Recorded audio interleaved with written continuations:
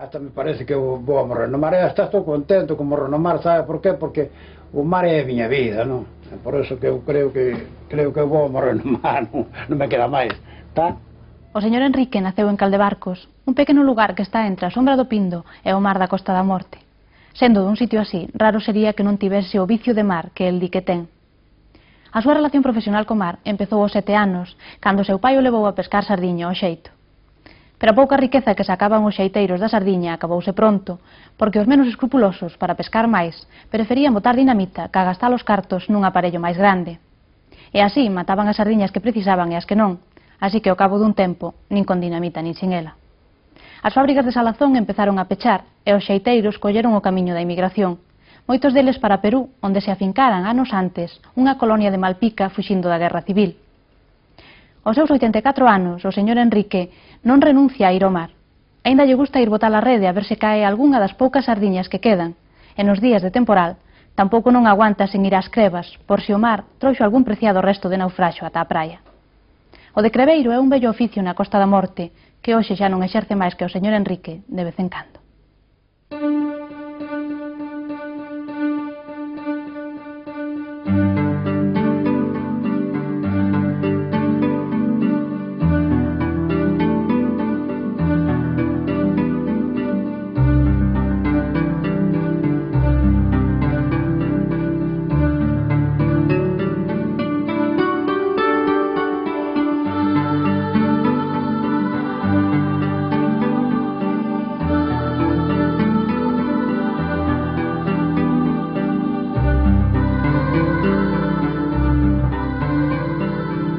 Tamén o mar gostame moito, eu durmo mellor no mar do que ainda hasta digo que é na cama, mellor ainda que na cama, dáse moi ben a min estar no mar, eu sei, hasta me parece que eu durante tantos anos sería por andar no mar tanto, que creo que se estuviera traballando na terra ou por aí, eu creo que xa estaría enterrada en moitos tempos.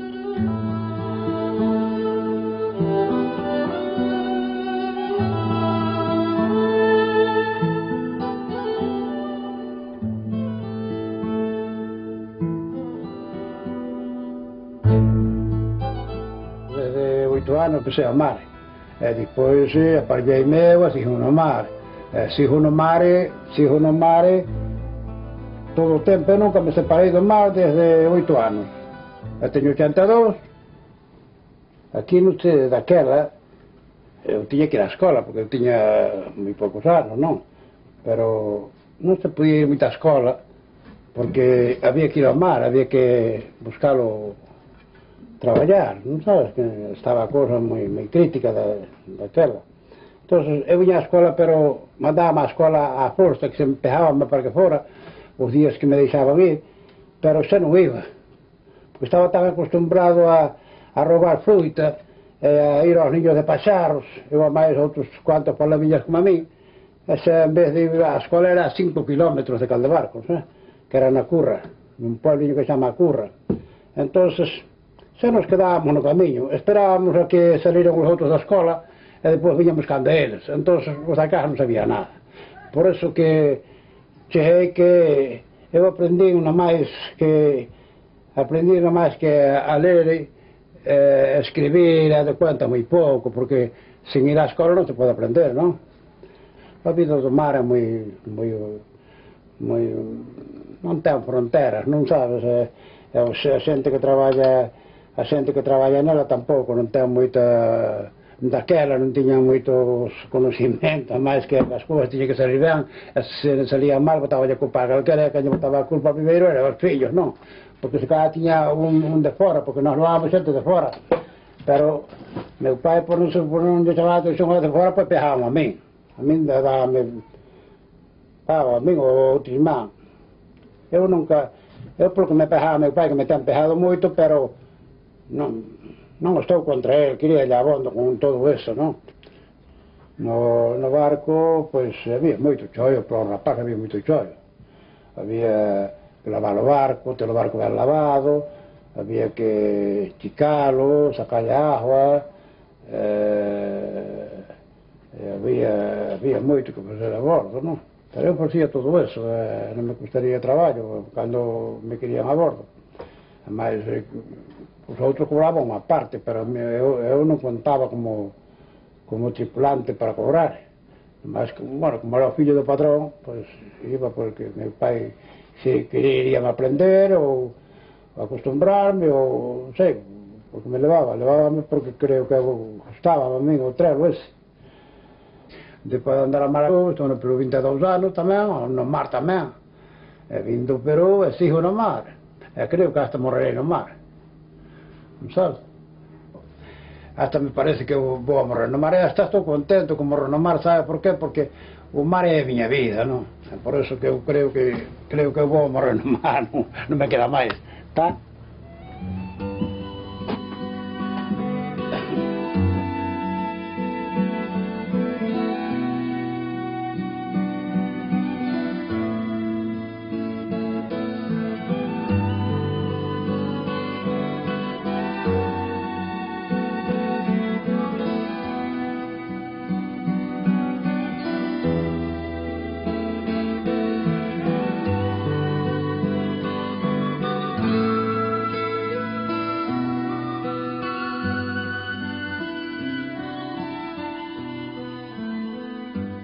Meu pai estuvo na Argentina 14 anos, non? Ven a volta de 7 anos, ven a España. Entonces, ven a España, entonces quedei eu encargado, non? E aos 7 anos máis tarde, volviu e eu non o conocía, claro. E vin un home de sombreiro, un argentino, que estaba eu máis outro, ali nunha tribuna que tiñamos nós, mirando, non? E dixeu, que será ese home? Que será ese home? E o home, pois, chegou a casa, estaba o home que eu vireu ali, non? E resultou que era meu pai, que viña a volta de 7 anos de Buenos Aires. Sabes, que eu non o conocía, que me deixou encargado daquela. Entonces, despois, pois, ele viña para levarnos para a Argentina, a nós, non? Pero miña nai, ele traballaba nunha fábrica, había moitos anos, había 7 anos, nunha fábrica na Argentina, que chamaban a fábrica de Risdao. Entonces, miña nai dixo, que vas, estás tolo, non para a Argentina, eu para a Argentina non vou, eu non levo rapaz para a Argentina. Éramos 4 irmáns. Éramos 3, daquela éramos 3, depois estive máis novo daquela que ele ven. Entonces, bueno, meu pai non marchou para a Argentina. Entonces, fui a levarlle daquela, descargaban aquí os barcos de velas, víveres que traían de Vigo, e levábanos para o restaurante, para as tabernas por aquí, para San Mamés, de Carnota, por aí, non? E meu pai, se levábano con un carro de vacas. E meu pai foi levar víveres a un comerciante. E comprou uns zapatos, emborrachou o home, e comprou uns zapatos. Eu havia 14 anos, tiña eu 14 anos e nunca gastara zapatos. E trouxe uns zapatos, a máis trouxe un corte por un traxe, que me fixeron, tampouco nunca tuve atrás. Entonces, os zapatos, eu non pude calzar, porque non poden arrastalos, porque os puños daban un calor terrible e non os poden calzar. Acaban os zapatos quedan ali arrumados, e os zapatos eu non andei con eles. Hasta depois, xa que era grande, empecé a andar con un zapato, porque eu tiña un callo nos pés, de andar descalzo, que ia chatolas, que daquela había chatolas para os ocos, doblaba as chatolas, os callos que tiñan nos meus pés. Entende? Meu pai era moi novo daquela, cando morreu, meu pai morreu o ano 1940, 28, entendes? E tiña 48 anos cando morreu dunha pulmonía dun barco que viñera, un barco que salira aí á costa aí baixo dese lugar de Panchés.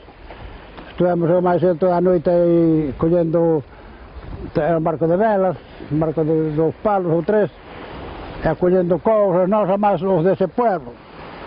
Doule unha pulmonía e aos 8 días morreu. Entón quedamos nós co barco, un hermano que tiña o máis vello, máis eu, quedamos, vamos nós os dous ao mar, cando que morreu o meu pai. Pero a cousa era moi brava, moi... ganábase moi pouco, non? Entonces a cousa iba aquí a pesca esa que tiñamos aquí, había moi pouca pesca, entonces iba desmoralizándose todo. Entonces uns emigraban e os barcos se abandonaban por culpa de non se ganaba para comer. Entonces como isto iba mal, pois, como eu tiña un hermano en La Habana, entonces mandoume que fora para lá. Pero eu era novo, era rapaz novo, non? Daquela non se podía ir dunha certa edad, porque eu estaba comprometido nas quintas, non sabes? Eu fui para La Habana con papeles falsos. Eu chamábame... non me chamaban Enrique, chamábame outro nome, non sabes? Bueno, o caso é que fui para La Habana. Estuve ali un tempo e aburríme porque eu era moi musiqueiro acá e acordábame as mozas moito por aquí cantando en La Habana. E dixo, eu marcho, dixo meu irmão, eu marcho, aquí non estou máis, e tal, e vime para aquí. O caso é que vime para aquí e ao pouco tempo estallou a guerra aquí, estando aquí a guerra. Meu irmão ainda estaba lá. Entonces estallou a guerra. E ao estallar a guerra, pois, eu estaba medio fichado polo goberno de Franco, non sabes? Entón, os que simpatizaban ca República, pois, a veces castigábanos, non? Entón, eu a guerra non quería ir defender a Franco, porque eu estaba na zona de Franco, os que estaban na zona de Franco, tiña que defender a Franco, non? Entón, eu non quería ir, pero xa estaba ese Pedrajal do Pindo cheo de xente, había como a 100 ou máis, e eu sabía os que había aí e todo. Entón, xerme coño, vaite para o monte e tal, dixo, non vou para o monte, porque se vou para o monte, vanme matar a muller, se estaba casado eu, vanme matar a muller, esa filla naciu cando estallou a guerra o 36. Van a matar a muller, os fillos e todo. Eu vou ir para a frente, fui para a frente.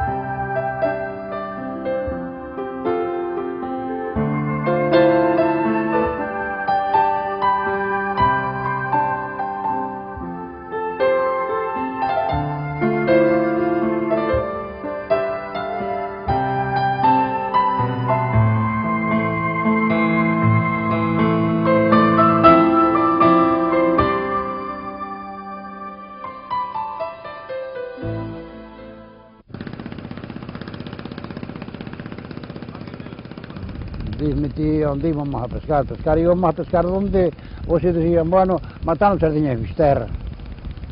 Entonces íbamos todos os cheiteiros para Fisterra. Ese cara mataba as sardiñas aí 3 ou 4 días. En Fisterra fallou, había que ir a Muros, e arranca para Muros, a remos e a vela. E botábase en Muros hasta 8 días, ou un mes, ou 15 días, depende, mente dura a peixe. E dali a outro sitio. E houve unha temporada, moitos anos, eu empecé a mar de 8 anos,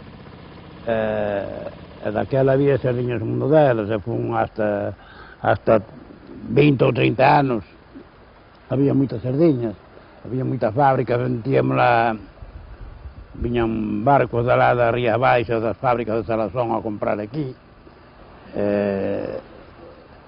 Era a única vida que había aquí, non había máis vida que ir ao xeito.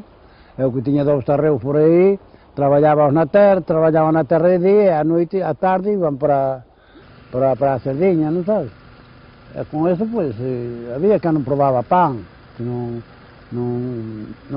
ganaba para comer pan. As sardiñas, cando asaban sardiñas, porque o que se comía era moito peixe, pois había persoas aquí, casas, que lle botaban un pedacinho de madeira por baixo á sardiña, que non tiñan pan para lle botar por baixo.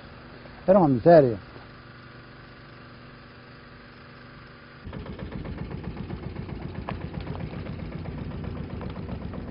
O asunto da sardiña foi sempre a mesma tecla, non sabes? Uns días había, outro día non había nada, pasábase 15 días ou un mes e non hai sardiñas, depois entraban outra vez, e así, era morrer a plazos, como é agora. Agora, mira, agora non hai nada. Se cada dentro de 15 días hai algunha máis, pero en conclusión é morrer a plazos. Non faz nada, non resolve ningún problema. Pero se mata 10 ou 12 milleiros, ou mata 7 ou 8, tampouco non se vale nada. Aí está o problema. Que se matan moitos, tamén as tens que regalar.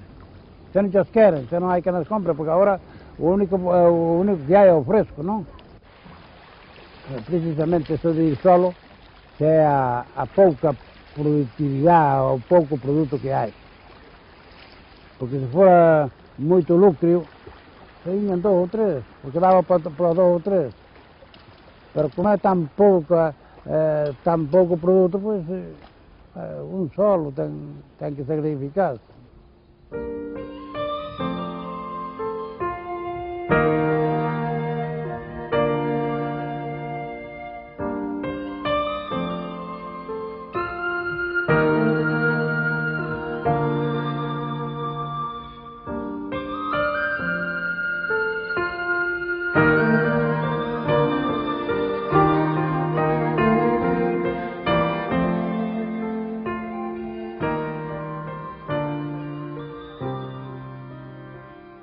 Só había dous aquí, un tío meu, a máis meu pai, que non podía ver os fillos aí, porque tiñan que traballar. Aí estábamos que non tiña nada que facer. E os que falaban que había aquí os hórreos, había que tiña os hórreos cheos de espías, non sabes, do medio. E dicen, hai que roubar as cabaceiras, chamalle cabaceiras aquí, non. Hai que roubar as cabaceiras, coño, ten que vir o comunismo, falaba o comunismo ben da fame, non sabes? Cando hai fame falase do comunismo. Se está na calle, cago en Dios, é mellor que viñera o comunismo. Non, pero se está acomodado, se non fala do comunismo, non? E como aquí estábamos na calle, a maior parte, falábase moito do comunismo daquela, sentía eu falar aí. E contos contaban eso. Bueno, o caso é que as motores empezaron a bombardear, estes anos empezou a dinamita con a fuerza bárbara, porque pasa que hai patróns que non necesitan pesca sin dinamita, non? Porque son bons. Pero patrón malos, pois, a puro bombazo fan a flotar para arriba. Entonces, exterminaron a mar, acabaron con... Porque quedaron en marcha as bombas, non ainda en marcha a xente, non? E as sardiñas, pois, empezaron a desaparecer, a ir a menos. Hoxe botouse unha lancha arriba porque non ganaban, non podían comprar aparellos, nada. Para dentro de un ano ou dentro de un mes botase outra, e foron así desaparecendo, rompendo os barcos aí botados arriba, queimando o sol. E os aparellos pois vendíanlos aos outros e así, non? E así foron indo sempre desaparecendo os barcos todos. Entonces a xente largouse, marchouse todo o mundo, e quedouse que as lanchas desapareceron. 40 que había aquí, pois non quedou ninguna.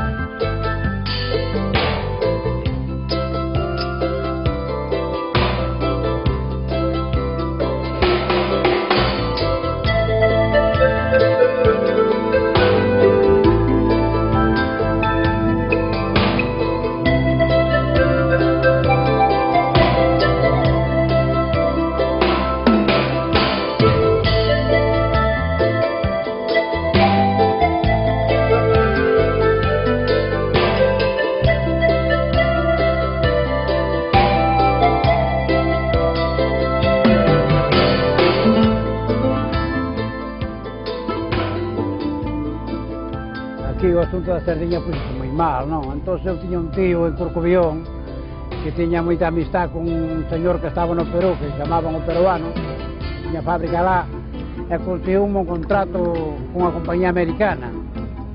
A min, a máis a un de Corcobión, e máis a un de Malpica. Entón, o contrato era por 2 anos, non? Se os 2 anos non nos conviña, pois regresamos outra vez pola compañía. Cheguei alá, puñamos pola compañía americana, entón se presentou, nos echáramos ali, mal claro, fomos sentar á oficina, presentouse o gerente, o señor Ederín, e díxonos, ustedes vienen aquí, había que entrar aí no país como técnico, en a especialidade que fora, e nós éramos técnicos en pesca, non éramos, entrábamos como técnicos de pesca, que non sabíamos nada de eso do cerco, nin o de Corcobión, nin eu. Eu, cando fun daqui, nunca gobernaba con rueda.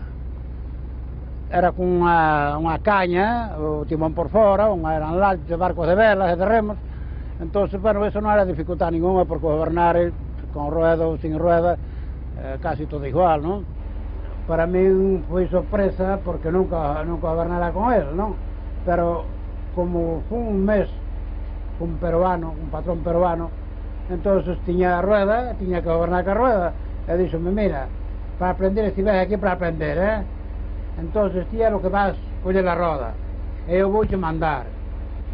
Depois cheguei a ser, depois de ser entrar ali de burro, salín como técnico ali, como efectivamente últimamente era técnico, pero técnico fíxeme cos nacionales, cos españoles, non, eu se no porto que caí eu, caíra en Chimbote, fora en Chimbote porque estuve en Paita, un porto que llaman Paita, alá cerca do Ecuador.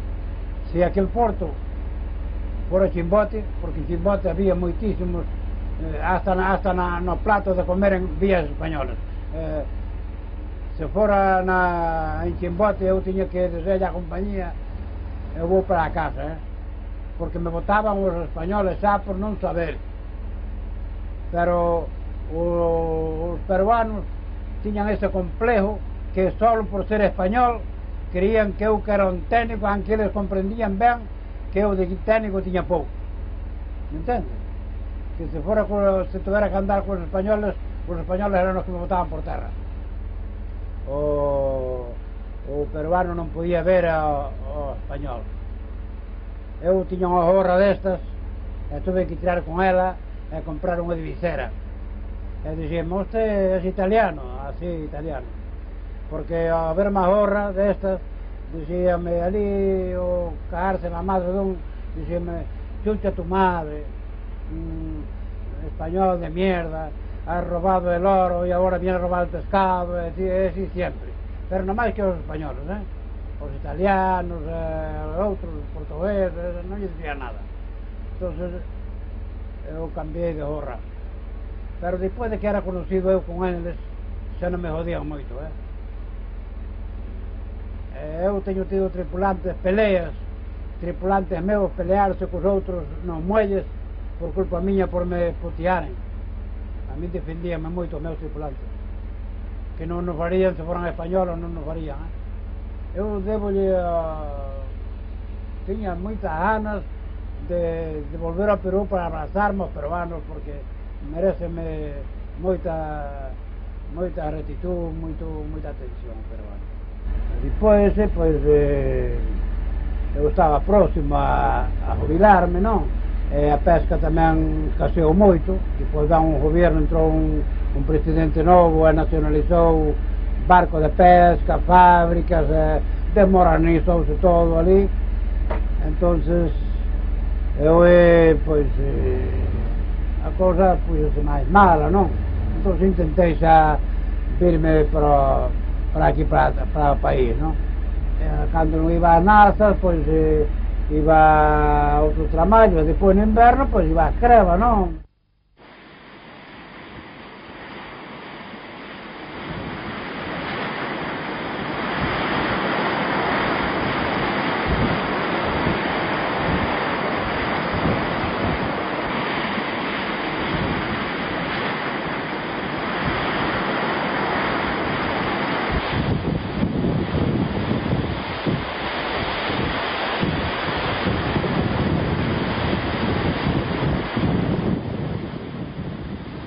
Cando ven o mal tempo no inverno, pois dedico-me tamén a coller a miña ruta dese vicio que teño no corpo de crevero, non?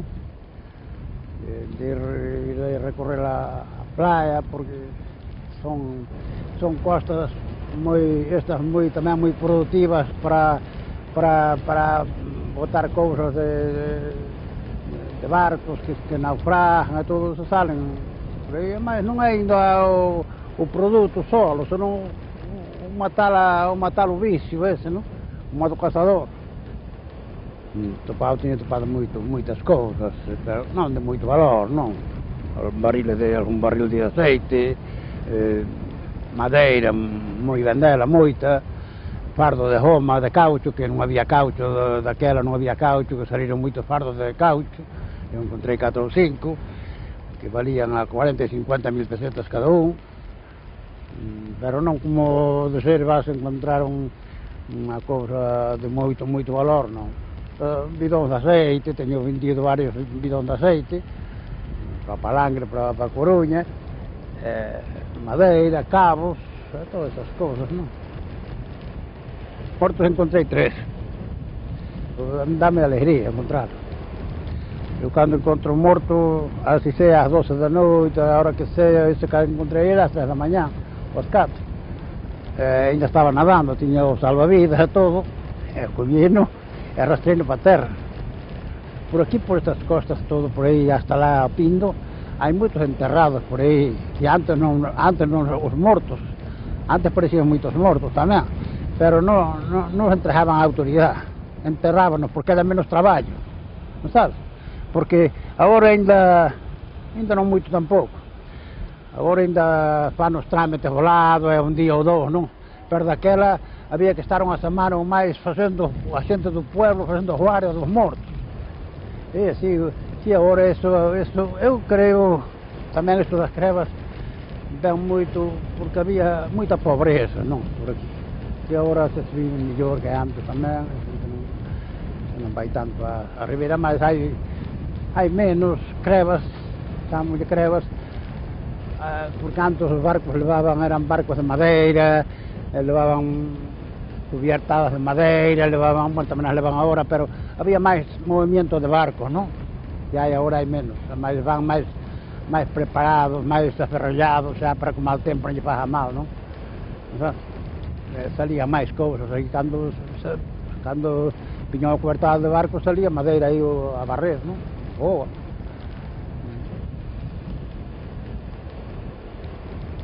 Aí nesa playa de lá saliu un barco de velas de 4 palos, saliu como a estas horas, a tarde,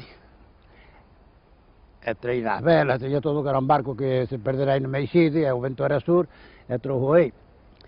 Entón, entre este pueblo de Caldebarcos e o pueblo de Panchés, que é ese que está aí, na noite desapareciu todo eso.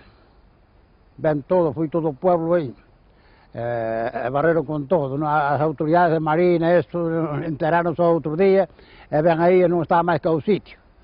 E dixeron os carabineros, pero onde estamos? Estamos en África, porque anocheció unha bilbarca aí e non apareció, aquí non hai rastros de nada, quedaban asustados os carabineros, non?